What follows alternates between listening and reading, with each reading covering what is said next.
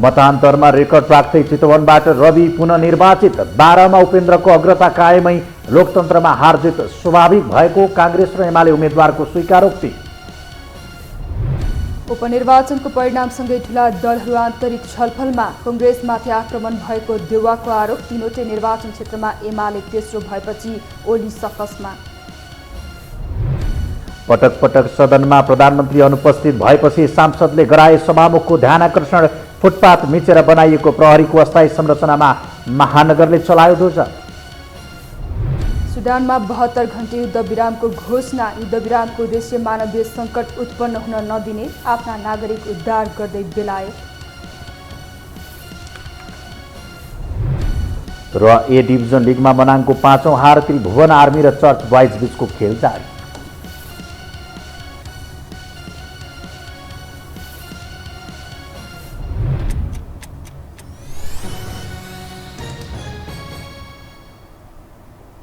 अब समाचार विस्तारमा। 12/2 भएको उपनिर्वाचनको मतगणनामा उपेन्द्र यादवले अग्रता कायमै राख्नु भएको छ।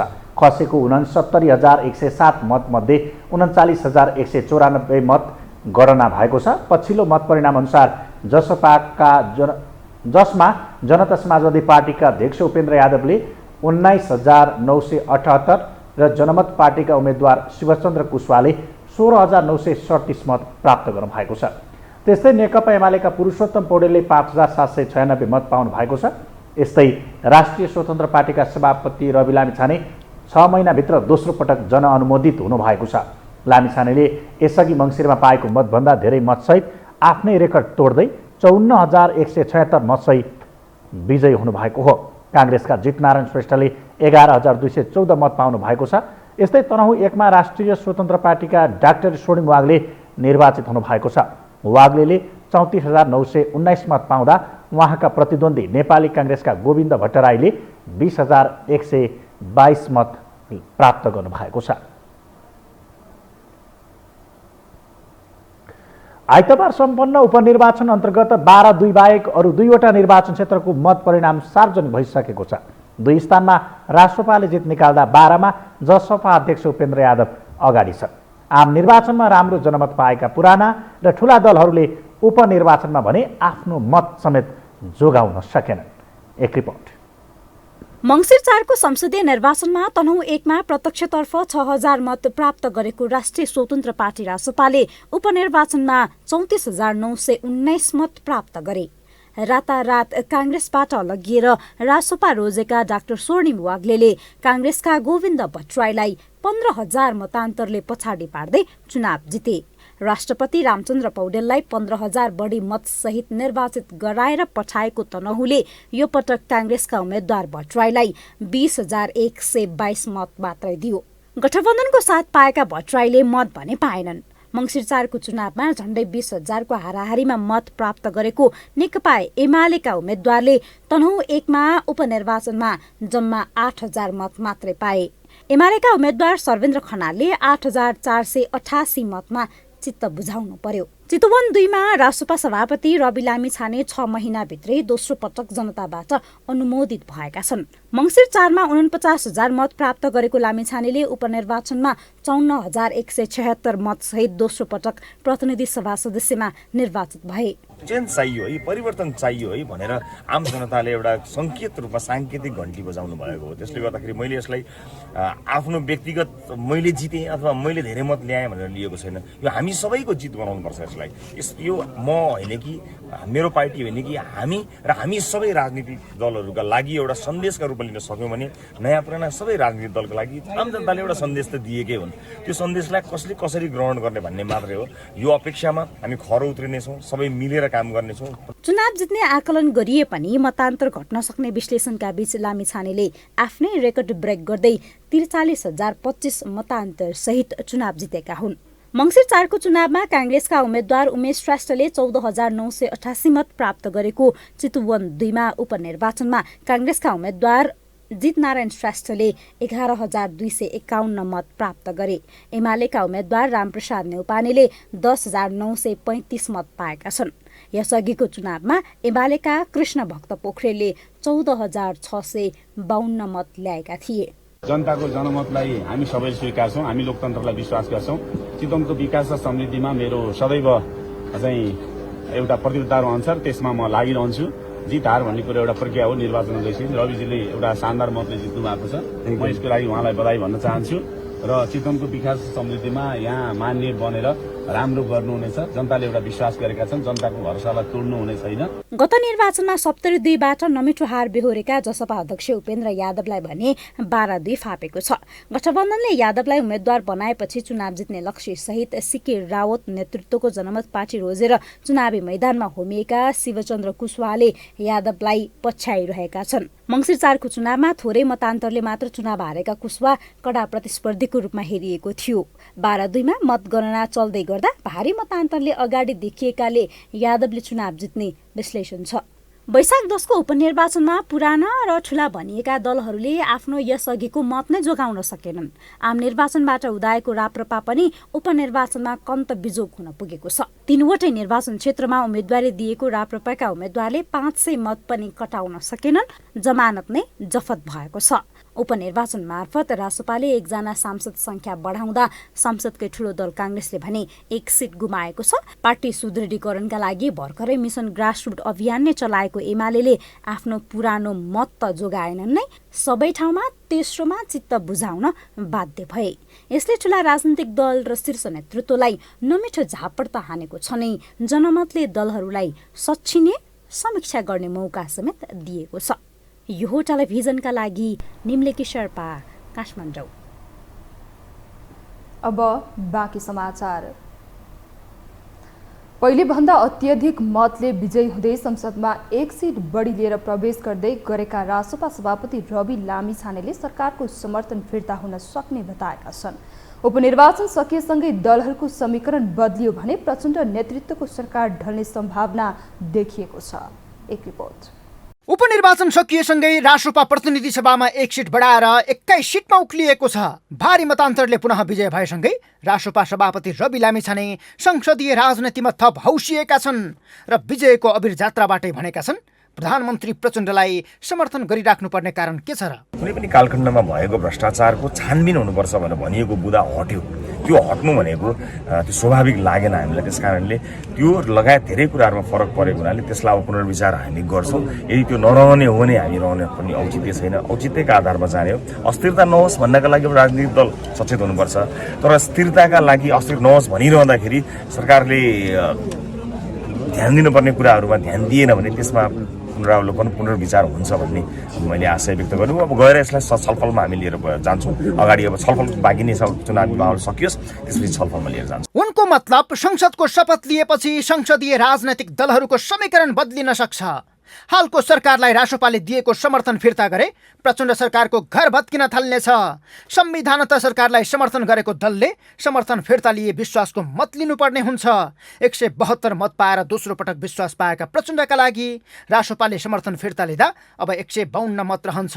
यो संख्या बहुमतका लागि चाहिने 138लाई मान्दा सुरक्षित मत हो।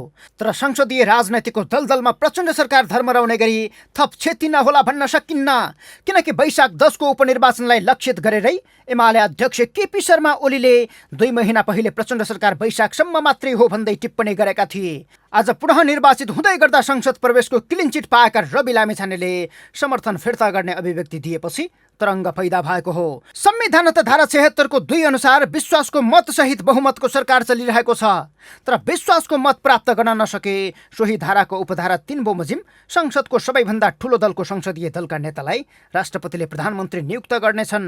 यसो गर्दा नेपाली कांग्रेसका सभापति एवं संसदीय दलका नेता शेरबहादुर देउबा नै प्रधानमन्त्री हुनेछन् र 30 दिनभित्र पुनः विश्वासको मत लिनुपर्ने हुन्छ। तर प्रधानमन्त्री प्रचण्डले विश्वासको मत नपाए उपधारा 3 को अभ्यास हुनै पर्ने बाध्यकारी अवस्था नभएको भन्दै केही संविधानका जानकारहरूले पुनः 2कै अभ्यास जारी रहने दावी गरेका छन् र संसदमा रहेका दलहरूका बीचमा बहुमत जुटाएर प्रधानमन्त्रीका लागि अर्का व्यक्तिले दावी गर्न सकिने संवैधानिक जानकार हरि मैनाली बताउँछन्। दल विभाजन भएको खण्डमा अथवा कुनै पनि सरकारमा समर्थन दिएको दलले समर्थन फिर्ता लिएको खण्डमा चाहिँ 30 दिनभित्रमा प्रधानमन्त्रीले चाहिँ संसद समक्ष फेरि विश्वासको मत लिनुपर्ने भन्ने कुराको व्यवस्था छ। यसको अर्थ हातमा आइसकेको सत्ताको तालाचापी गुमाउनु परेपछि, प्रचण्डको धोकाधडीपछि एमाले अध्यक्ष केपी शर्मा ओली रिसले चुर बनेका छन्। ओली र रासोपा सभापति बीच सत्ता राजनीतिमा तालमेल मिलेको प्रष्टै छ। ओली र लामिछानेको ट्युनिङले रापरपा, लोसपा, स्वतन्त्र लगायतका दलहरूलाई एकीकृत गराएर अर्को सरकार गठनको अभ्यास भए संवैधानिक अडचन नदेखिएको 71 कानुन व्यवसायको तर्क छ। त्यसो त राजनैतिक शास्त्रीहरू समेत यो उपनिर्वाचनपछि सत्तारूढ गठबन्धनको समीकरण भत्किने र नयाँ समीकरण बलियो बनाउन भरपूर सहयोग गर्ने बताउँछन्।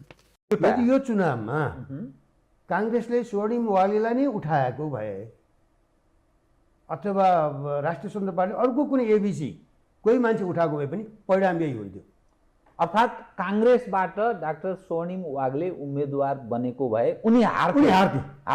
हेर्नुहोस्, अर्थात् काङ्ग्रेस र कम्युनिस्टको खिलाफमा गयो जनमत। त्यसले यसले के देखाउँछ भने यो हार पहिलो कुरा त्यो बिचरा गोविन्द भट्टराईको हार होइन, यो काङ्ग्रेस नेतृत्वको हार हो, शेरबहादुर देउबाको हार हो।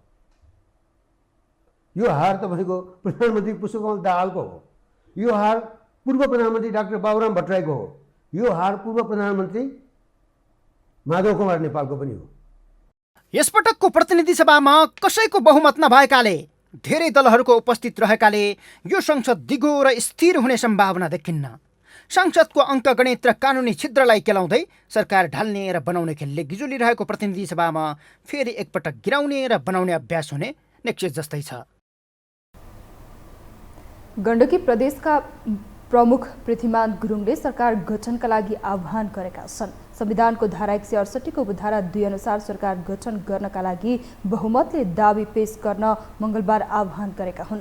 प्रदेश प्रमुखको कार्यालयले 3 दिनको समय दिएको छ। एमाले नेतृत्वको सरकार ढलेपछि नयाँ सरकार गठनका लागि आह्वान गरिएको हो। सरकार गठनका लागि कांग्रेस, माओवादी केन्द्र र स्वतन्त्र सांसदको गठबन्धन छ। गण्डकीमा सरकारको नेतृत्व कांग्रेसले लिने कि माओवादीले लिने भन्ने विषयमा टुङ्गो नलाग्दा सरकार गठनका लागि ढिला भएको थियो। हामीसँग समाचार बाँकी नै छन्, अहिलेलाई विश्राम।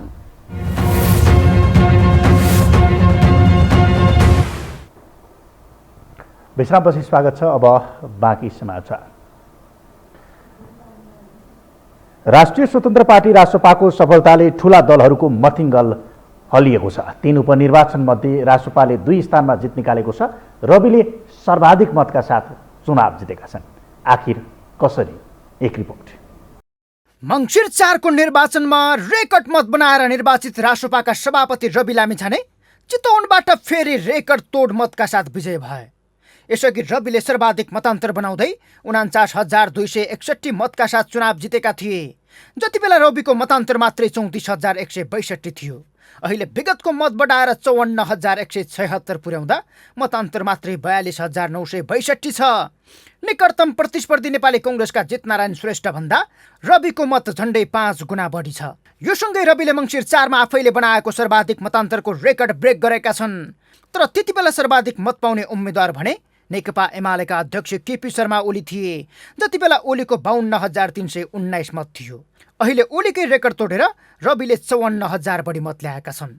चितवनले 2 ठूला पार्टीलाई चेतावनी दिएको मत रविको बाकसमा खसेपछि उनी पुनः निर्वाचित भएका छन् र आगामी निर्वाचनमा बहुमत ल्याएर सरकारको नेतृत्वमा पुग्ने दाबी गरेका छन्। कुनै पनि कालखण्डमा भएको भ्रष्टाचारको छानबिन हुनुपर्छ भनेर भनिएको बुदा हट्यो।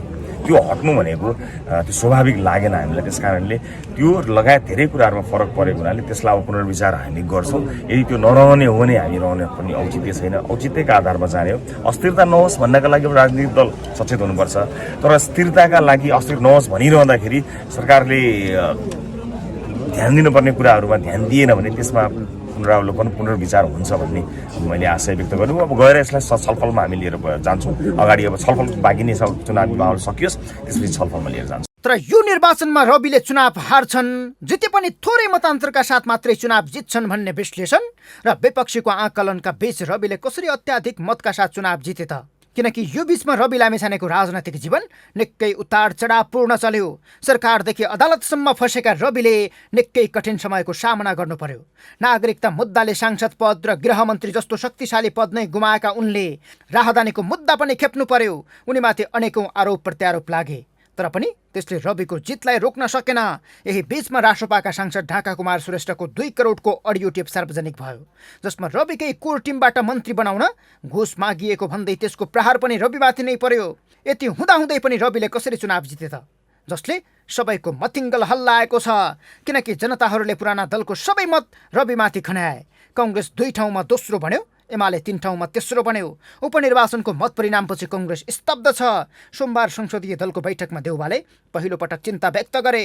ठूलै झट्कामा परेका देउबाले अब सच्चिने बेला भएको बताएका थिए। यसलाई अझ कसरी लाने, उपनिर्वाचनले पनि एउटा ठुला पार्टीप्रति अलि जनताको त्यति चासो नभएको जस्तो छ भनेर उहाँले पनि केही कुरा राख्नुभयो।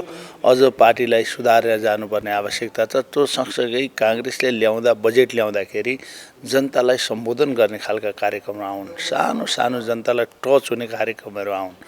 बीपी कोइरालाले छोटो समय राज्यमा शासन गर्दाखेरि जनतालाई टच हुने कार्यक्रम ल्याउनु भयो। अरू बेला कांग्रेसका अर्थमन्त्रीहरू धेरै भए, धेरै कार्यक्रम जनताको पक्षमा आएन कि भन्ने चिन्ताको विषय धेरै माननीय सदस्यहरूले उठाउनु भएको छ। मंगलबारको बैठकमा पनि देउबाले चौतर्फी रूपमा कांग्रेसमाथि प्रहार भएको बताएका छन्। सामाजिक सञ्जालदेखि सर्वत्र नेपाली कांग्रेसमाथि आक्रमण भएको देउबाको ठम्ब्याइ छ। तर कांग्रेसभन्दा ठूलो धक्का त अन्य दललाई पनि परेको छ। माओवादी र नेकपा एकीकृत समाजवादी लगायतका दलहरू अब पतनको बाटोमा अघि बढेका छन्। कहिले कांग्रेस त कहिले एमाले समाएर चुनावको बैतरणी तर्दै आएका माओवादी समाजवादीले टेक्ने डालो र समाउने हाङ्गो पाउन मुस्किल पर्ने अवस्था बनेको छ। किनकि गठबन्धन संस्कार काम लाग्दो रहेनछ भन्ने पाठ दुवै निर्वाचनले सिकाएको छ। यो चुनावमा कांग्रेसले स्वर्णिम वाग्लेलाई नै उठाएको भए अथवा राष्ट्रिय स्वतन्त्र पार्टी अर्को कुनै एबीसी कोही मान्छे उठाएको भए पनि परिणाम यही हुन्थ्यो। अर्थात् कांग्रेसबाट डाक्टर स्वर्णिम वाग्ले उम्मेदवार बनेको भए उनी हार्थे। हेर्नुहोस्, अर्थात् कांग्रेस र कम्युनिस्टको खिलाफमा गयो जनमत। त्यसले यसले के देखाउँछ भने यो हार पहिलो कुरा त्यो बिचरा गोविन्द भट्टराईको हार होइन, यो कांग्रेस नेतृत्वको हार हो, शेरबहादुर देउबाको हार हो। यो हार तपाईँको प्रधानमन्त्री पुष्पकमल दाहालको हो। यो हार पूर्व प्रधानमन्त्री डाक्टर बाबुराम भट्टराईको हो। यो हार पूर्व प्रधानमन्त्री माधव कुमार नेपालको पनि हो। तर रविको मत त्यसै आएको होइन। रविले जनतामा विश्वास जगाउन सफल भए। अब रविबाट मात्रै सम्भव छ भन्ने चेत जनताको मथिङ्गलमा घुसाउन सफल भए। आफूमाथिका कैयौं नकारात्मक पाटोलाई पनि सकारात्मक सन्देशका साथ आफ्नो जितमा प्रयोग गर्न सफल भए। फलत 1 को बदला 3 भने पनि 2 सहित 20बाट 21 सिट बनाएर रवि फेरि संसद छिर्दैछन्। रविले हारेको भए रासोपाको भविष्यमाथि प्रश्न खडा हुन्थ्यो। रविले जिते, रासोपाको भविष्य समेत सुरक्षित बनेको छ। रविको जितसँगै पार्टीको उचाइ समेत बढेको छ। यो हो टेलिभिजनका लागि सन्तोष बेके थापा, काठमाडौँ। रामचन्द्र पौडेल राष्ट्रपति पदमा निर्वाचित भएसँगै उपचुनाव भएको तनहुँ क्षेत्र नम्बर 1 मा नेपाली कांग्रेसले विरासत जोगाउन सकेन। चितवनका उम्मेद्वार पनि 5 महिनामै निकै कम मतमा सीमित हुनु पर्यो। बहालवाला प्रधानमन्त्री सहित 3 पूर्व प्रधानमन्त्री नै उपस्थित भएर भोट माग्दा समेत कांग्रेसले लज्जास्पद हार बेहोर्नु पर्यो। एक रिपोर्ट। यो पटकको उपचुनावमा सत्ता साझेदार सबै राजनैतिक दलहरूको समर्थन पाउँदा समेत नेपाली कांग्रेसका उम्मेद्वारहरू निर्वाचित हुन सकेनन्। उम्मेद्वारले गएको मङ्सिरमा पाएको मतलाई समेत जोगाउन सकेनन्। मत गणना नसकिँदै तनहुँका उम्मेद्वार गोविन्द भट्टराई र चितवनका उम्मेद्वार जितनारायण श्रेष्ठले हार स्वीकार गर्दै यो पटकको उपचुनाव व्यक्तिगत कारणले भन्दा पनि पुराना राजनैतिक दलप्रतिको वितृष्णाका रूपमा बुझेका छन्। ठूला राजनैतिक दलले आफू सच्चिएर जनताका मुद्दा सम्बोधन गर्न नसकेकै कारण यो पटक हार बेहोर्नु परेको चितवन 2 का कांग्रेस उम्मेद्वार श्रेष्ठको स्वीकारोक्ति छ। जनता जनार्दन हुन्, जनताको मतलाई सम्मान गर्नुपर्छ। हामी लोकतन्त्रमा विश्वास गर्ने मान्छे। जुन निर्वाचनको परिणाम आएको छ यसलाई मैले सहर्ष स्वीकार गरेर यो जनमत जनताले अहिले परिवर्तन चाहेको कुरालाई अहिले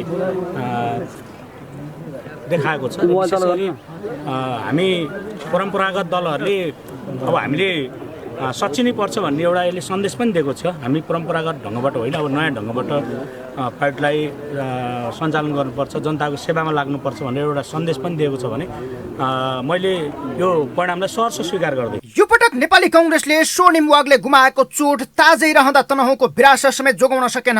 पार्टीभित्रको विसङ्गति सुधार्न नसक्ने उद्घोष सहित नेपाली कङ्ग्रेस छोडेका ओग्लेको जितलाई तनहुँका कङ्ग्रेस उम्मेद्वार गोविन्द भट्टराईले पनि सहर्ष स्वीकार गर्दै आफू र आफ्नो पार्टी नेपाली कङ्ग्रेसले जनताको मन जित्न नसकेको भनेका छन्। यो पद्धति, यो सिस्टम र यो व्यवस्था चाहिँ हाम्रो चाहिँ मूल मर्म हो भन्ने कुरा पनि म राख्न चाहन्छु। र मैले धेरै भोगिन सोडिमजी जे प्राप्त गर्नुभयो अब उहाँले चाहिँ एकदमै म मेरो व्यक्तिगत तर्फबाट, मेरो पार्टीको तर्फबाट समेत चाहिँ बधाई ज्ञापन गर्न चाहन्छु। मङ्सिरमा भएको चुनावमा तनहुँमा कङ्ग्रेस उम्मेद्वार रामचन्द्र पौडेल 25,313 मत सहित विजय भएकोमा यो पटक कङ्ग्रेस उम्मेद्वार गोविन्द भट्टराईले त्यो मतलाई पनि जोगाउन सकेनन्। 20,122 मतमै सीमित हुनु पर्यो। चितवनमा यसअघि उमेश श्रेष्ठले 15,049 मत ल्याएकोमा त्यो मतलाई पनि अहिले कङ्ग्रेसले जोगाउन सकेन र अहिले कङ्ग्रेस उम्मेद्वार जितनारायण श्रेष्ठ 11,214 मतमा खुम्चिनु पर्यो। यो पटकको हार कङ्ग्रेस सभापति शेरबहादुर देउवाले पनि ठूला राजनैतिक दलप्रति जनताले चासो नदेखाएको स्वीकार गरेका छन्। तर जनमत घट्नुको अर्को कारण उपनिर्वाचनको क्रममा पार्टी र नेता विरुद्ध सामाजिक सञ्जालमा सङ्गठित आक्रमण गरिएको बहाना बनाउन देउवा पछि परेका छैनन्। त्यो सुध्रिनको लागि उहाँको कन्सेप्टमा सुध्रिनु पर्यो, नीति सुध्रिनु पर्यो, होइन? क्याडरिजम उहाँको सुध्रिँदैन। कार्यकर्ता नभइकन उहाँहरू सबै चुनाव हार्नुहुन्छ, यही भोट पनि आउँदैन। कार्यकर्ता नभइकन उहाँको कहीँ पनि कुनै पनि युनिभर्सिटीमा, होइन, अदालतमा, सेनामा, पुलिसमा, सबै ठाउँ उहाँले कर्मचारीमा सबैमा कार्यकर्ता बनाउनु भएको छ र यो कार्यकर्तावाद जुन हो त्यो नै नेपालको समस्या हो। त्यसैले उहाँहरू सुध्रिनको लागि कार्यकर्ता हट्नुपर्छ, उहाँले सुध्रिनको लागि भ्रष्टाचार हट्नुपर्छ। भ्रष्टाचार बिना यी पार्टीहरू, अहिलेका एक्जिस्टिङ पार्टीहरू बस्न सक्दैनन्, पानी बिनाको माछा हुन्छन्। यो पटकको चुनावमा कङ्ग्रेसले उम्मेद्वार जिताउन 2 महामन्त्री गगन थापा र विश्वप्रकाश शर्मालाई समेत फिल्डमा खटायो। यतिले नपुगेर बाहलवाला प्रधानमन्त्री पुष्पकमल दाहाल प्रचण्ड सहित 3 पूर्व प्रधानमन्त्री निर्वाचन क्षेत्रमा पुगेर भोट माग्न भ्याए। जिताएर पठाए आफूहरूले मन्त्री बनाएर पठाउने वचन समेत दिए। तर न त गगन विश्वप्रकाशको सक्रियताले काम गर्यो, न त बाहलवाला र पूर्व प्रधानमन्त्रीको मन्त्री बनाएर पठाउने वचनले नै चुनाव जित्न सफल भयो। पार्टीभित्रको गुटकै कारण मन्त्री समेत छान्न नसकेको र महाधिवेशन गरेको 1.5 वर्ष बित्दा पनि नीति महाधिवेशन समेत गर्न नसकेको कङ्ग्रेसले थप यसबाट झस्किनु परेको छ। अहिले नेपाली कङ्ग्रेससँग मात्रै 2वटा विकल्प छन्, यसै गरी सकिने कि सच्चिएर अघि बढ्ने। नेपाली काङ्ग्रेसका सांसदहरूले आगामी वर्षको बजेटमा शिक्षा, स्वास्थ्य, रोजगारी, पिछडिएका वर्ग, समुदाय र स्थान केन्द्रित कार्यक्रम ल्याउन सुझाव दिएका छन्। सोमबारबाट सङ्घीय संसद भवनमा सुरु भएको पार्टीको संसदीय दलको बैठकमा सांसदहरूले अर्थमन्त्री डाक्टर प्रकाश शरण महतलाई जनतामुखी बजेट निर्माण गर्नुपर्ने सल्लाह दिएका हुन्। बैठकपछि मङ्गलबार सञ्चारकर्मीहरूसँग कुराकानी गर्दै प्रमुख सचेतक रमेश लेखकले बैठक आगामी वर्षको बजेट निर्माण प्रक्रियामा नै केन्द्रित भएको बताउनु भयो। उहाँले सानो पुँजीबाट पनि कसरी जनतामुखी कार्यक्रम र योजना ल्याउन सकिन्छ भन्ने विषयमा छलफल भएको बताउनु भयो। हामीले संसदभित्र भएका सबै राजनीतिक दलहरू आपसमा सहमतिका आधारमा नै संसद सञ्चालन गर्नुपर्छ र त्यसका लागि हाम्रा आफ्ना राजनीति छन्, आफ्ना राजनीतिक कोण छन्, आफ्ना राजनीतिक विचार छन्।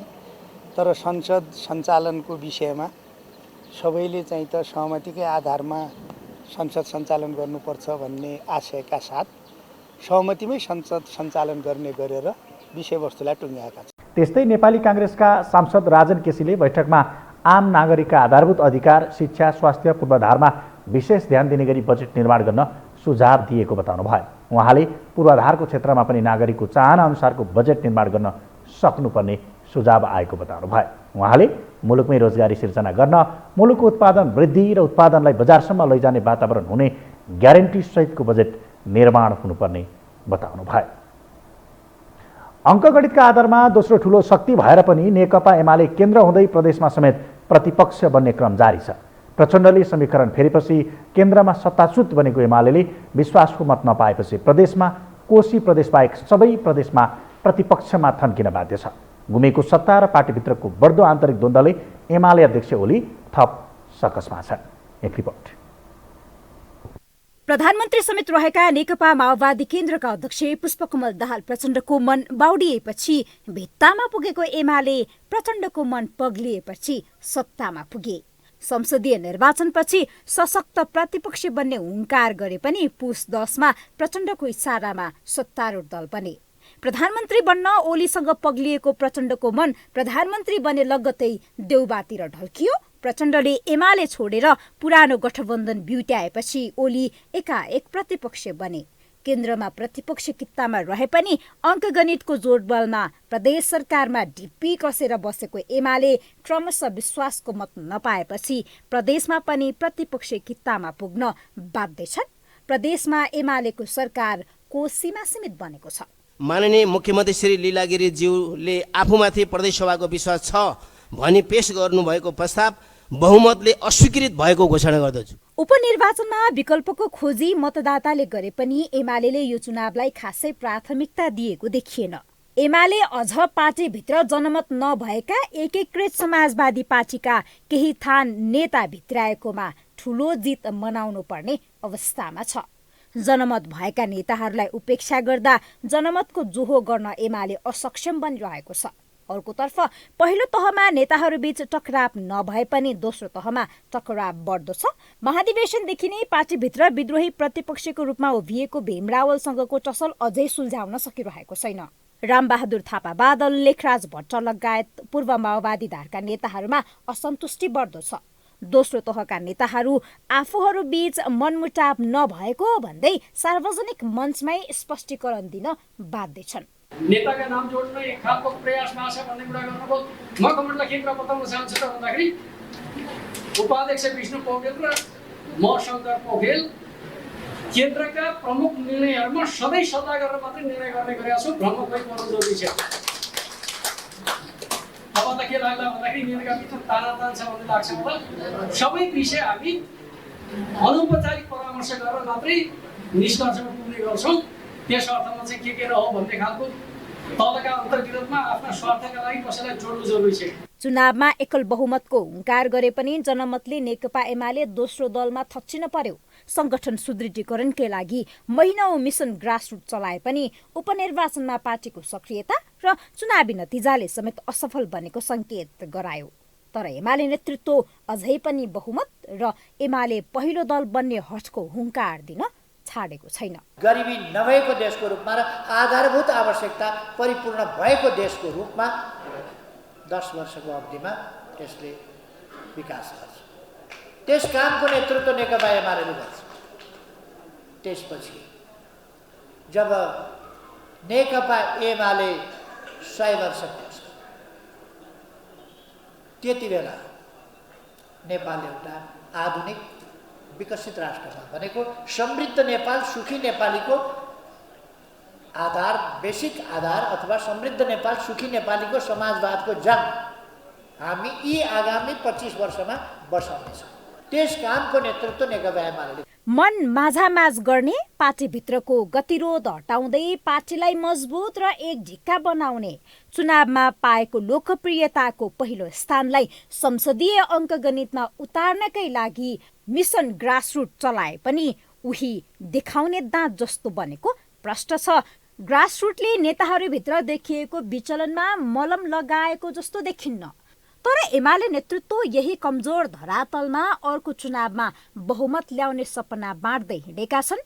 सकसमा रहेका ओली र एमाले जन यता प्रचण्ड र माधव समाजवादी मोर्चा नै बनाएर छुट्टै कम्युनिस्ट मोर्चा बनाउने तयारीले पनि त्रासमा छन्। यो हो टेलिभिजनका लागि निम्लेकी शेर्पा, काठमाडौँ।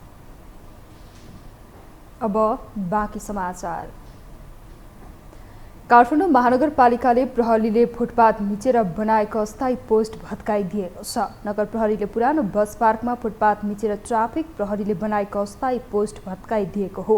2 साता अघि महानगरका मेयर बालेन्द्र शाहले फुटपाथ मिचेर प्रहरीले संरचनाहरू बनाएको भन्दै आपत्ति जनाएका थिए। उनले सामाजिक सञ्जाल मार्फत फुटपाथ मिचेर प्रहरीले बनाएको संरचनाहरू तस्बिरसहित सार्वजनिक गरेका थिए। बालेन्द्रले कानुन कार्यान्वयन गर्ने नेपाल प्रहरीले नै बाटो मिचेर आफ्नो संरचना बनाउनु गलत भएको भन्दै हटाउन आग्रह गरेका थिए। उनले फुटपाथ मिचेर बनाइएका त्यस्ता संरचना नहटाए समतामूलक कानुनको प्रयोगको लागि ती संरचना हटाउन बाध्य हुने बताएका थिए। महानगरले दूतावास लगायत विदेशी नियोगले पनि फुटपाथ मिचिएको जनाउँदै सम्बन्धित मन्त्रालयलाई काम अगाडि बढाइदिन पत्राचार गरेको जनाएको छ।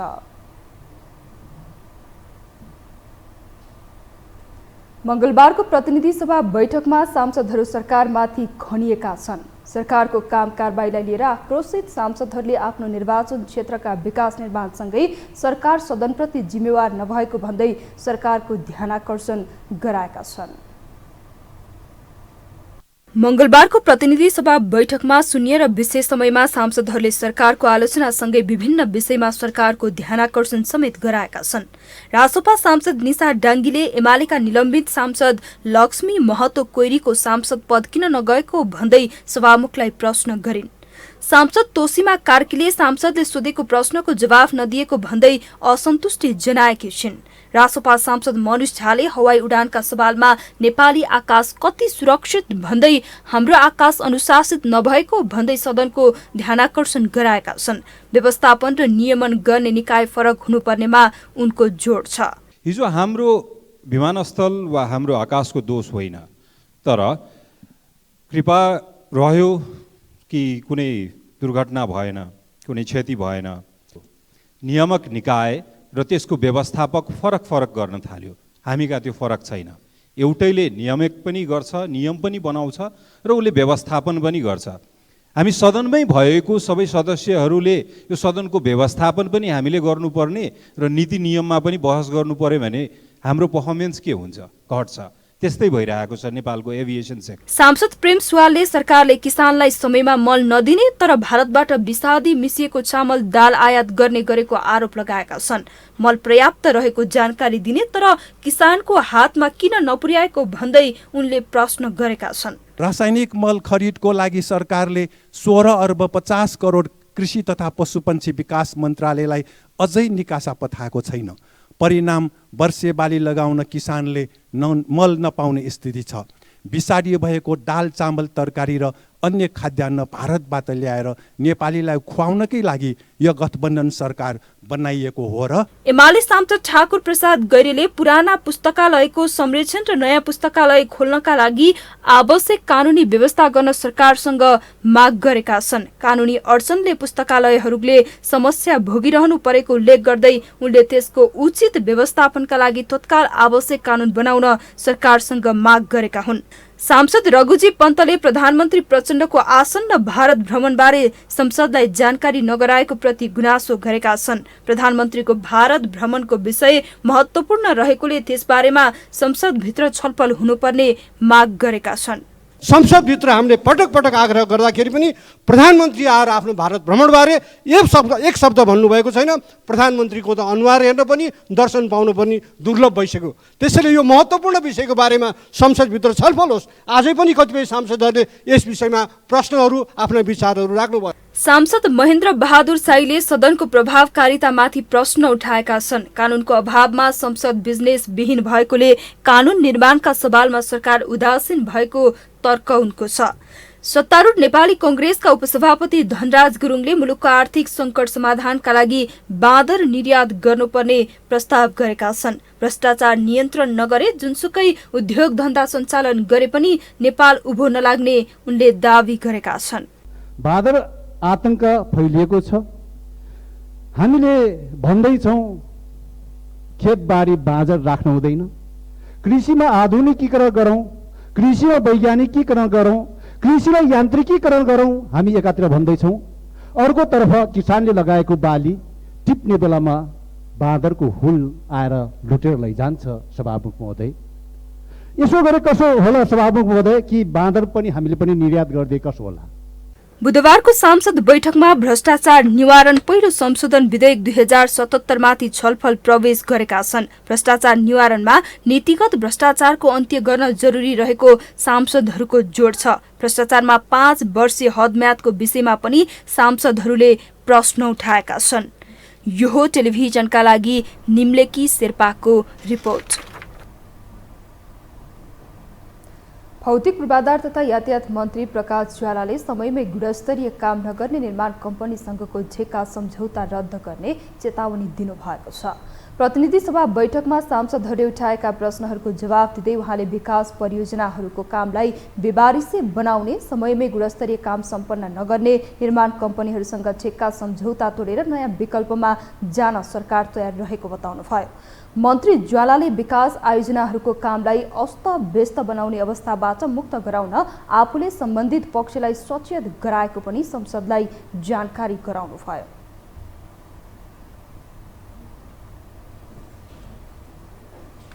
कुनै चाहिँ प्राविधिक अथवा चाहिँ बजेटको कुनै सपोर्ट गर्नुपर्छ भने हामी त्यसका निम्ति तयार छौँ, तर समयमा काम गर्नुपर्ने र त्यो पनि गुणस्तरीय काम गर्नका निम्ति हामीले जुन खालको निर्देशन दिएका छौँ, जुन किसिमले प्रयास गरेका छौँ, यसमा कहीँ कतै कम्प्रोमाइज हुँदैन र समयमा काम सम्पन्न नगर्ने, ठेक्का लिने र ती ठेक्काहरू चाहिँ अस्तव्यस्त बनाउने, व्यवहारिक बनाउने खालको अवस्थाबाट चाहिँ ती योजनाहरूलाई मुक्त गर्नका निम्ति, ती ठेक्का तोड्नका निम्ति पनि हामी चाहिँ तयार छौँ र ती ठेक्का तोडिसकेपछि नयाँ ठेक्का अथवा चाहिँ नयाँ विकल्पमा जानुपर्ने अवस्था पनि सिर्जना हुन सक्छ। त्यसका निम्ति पनि मन्त्रालय तयार रहेको कुरा म यहाँहरूको बिचमा अनुरोध गर्न चाहन्छु।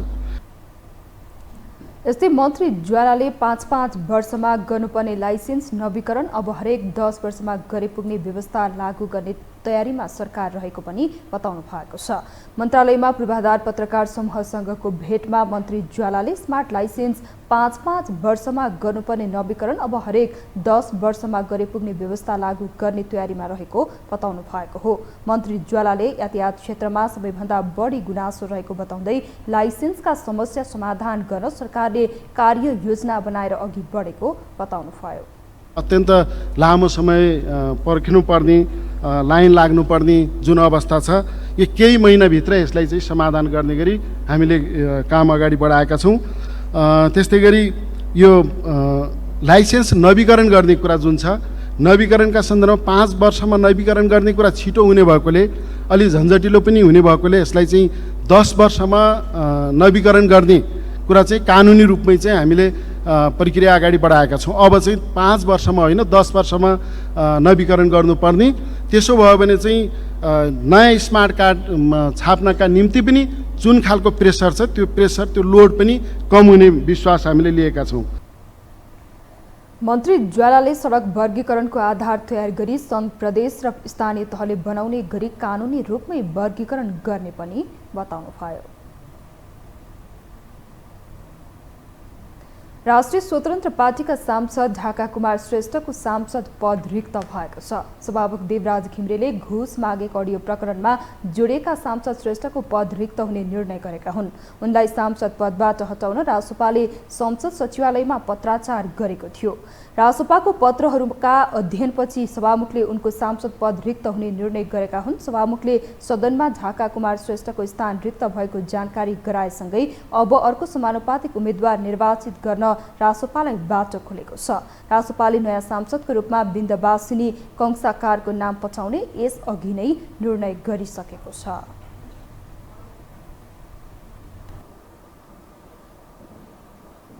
अब पालो आर्थिक समाचारको।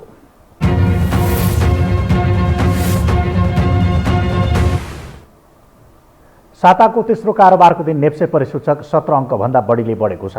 मङ्गलबार नेप्से परिसूचक 17.36 अङ्कले बढेर 1905.68 बिन्दुमा पुगेको छ।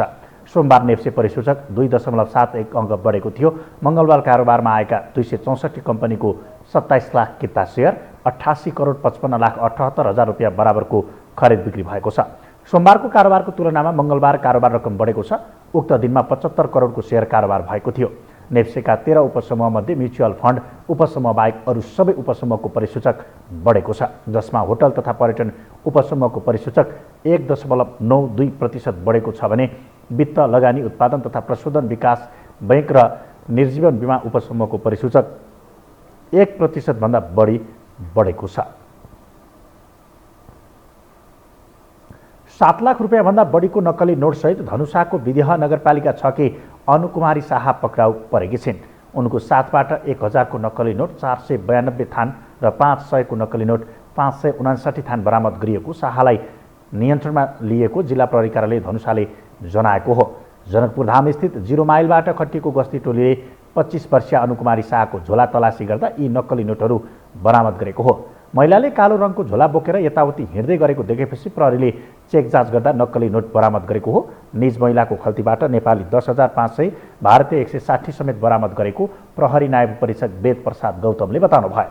उहाँले उक्त नक्कली नोट 1 लाख बराबर 7 लाख सटै गरी ल्याएको निज महिलाले सोधपुछका क्रममा बोलेको पनि बताउनु भयो।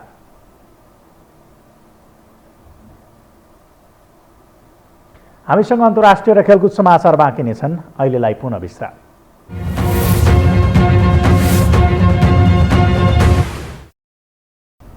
विश्रामपछि स्वागत छ। अब पालो अन्तर्राष्ट्रिय समाचारको।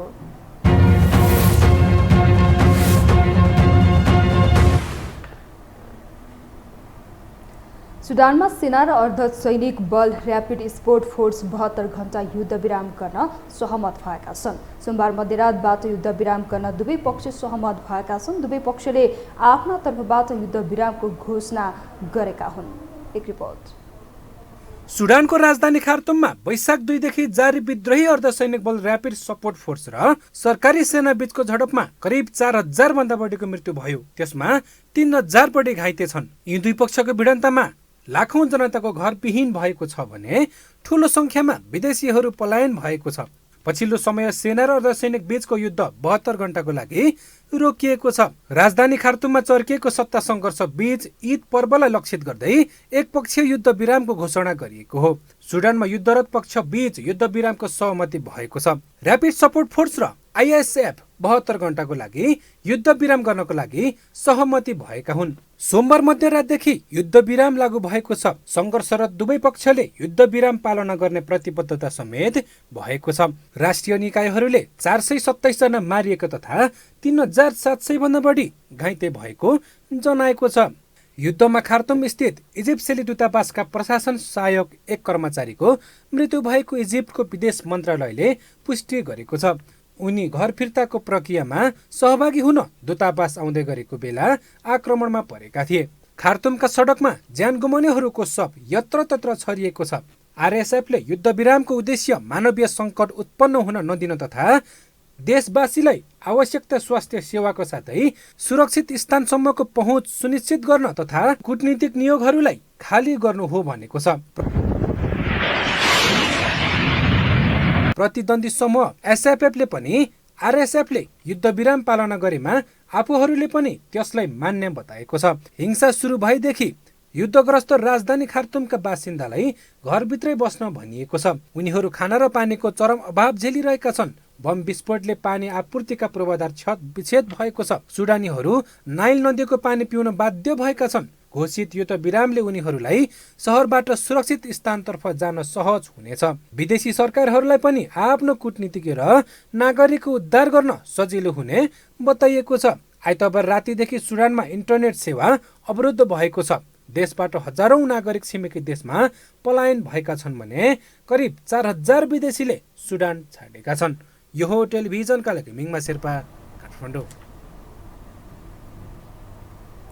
बेलायतले सुडानबाट आफ्ना नागरिकलाई उद्धार गर्न बृहत स्तरको उद्धार अभियान सञ्चालन गर्ने घोषणा गरेको छ।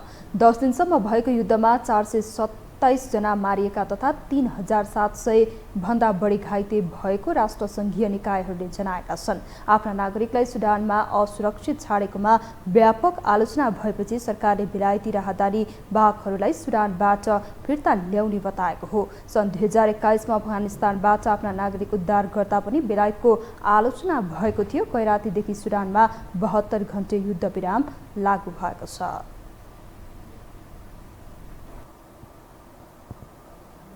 अब पालो खेल समाचारको।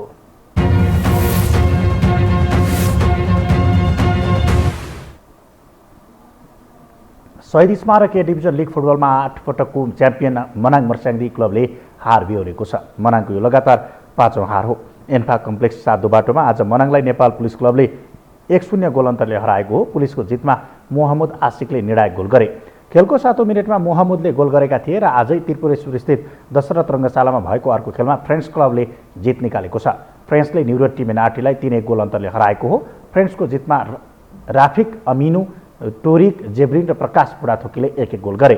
एनआरटीका सञ्जीव विष्टले 1 गोल फर्काएका हुन् र यति बेला दशरथ रङ्गशालामा त्रिभुवन आर्मी क्लब र चर्च बोइज युनाइटेड बीच प्रतिस्पर्धा भइरहेको छ। खेलकुद समाचारसँगै हामी यो समाचारको अन्त्यमा आइपुगेका छौँ। बिदा हुनु अघि प्रमुख समाचार पुनः एकपटक।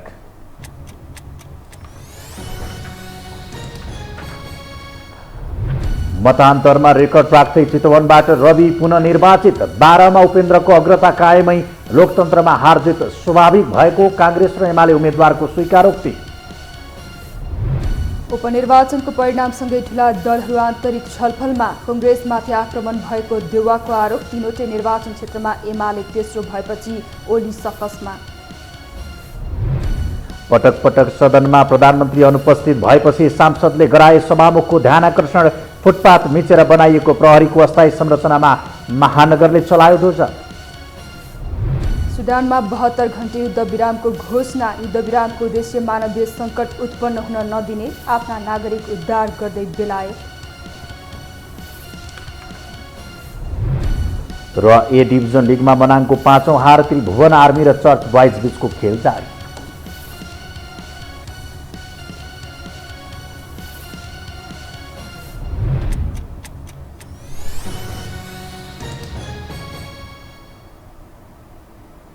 हवस् त यो हो समाचार सक्यो। समाचार बुलेटिनका साथै यो हो टेलिभिजनका सम्पूर्ण कार्यक्रम यो हो टेलिभिजन.com, यो हो खबर.com, युट्युब र फेसबुकमा पनि पढ्न र हेर्न सक्नुहुनेछ।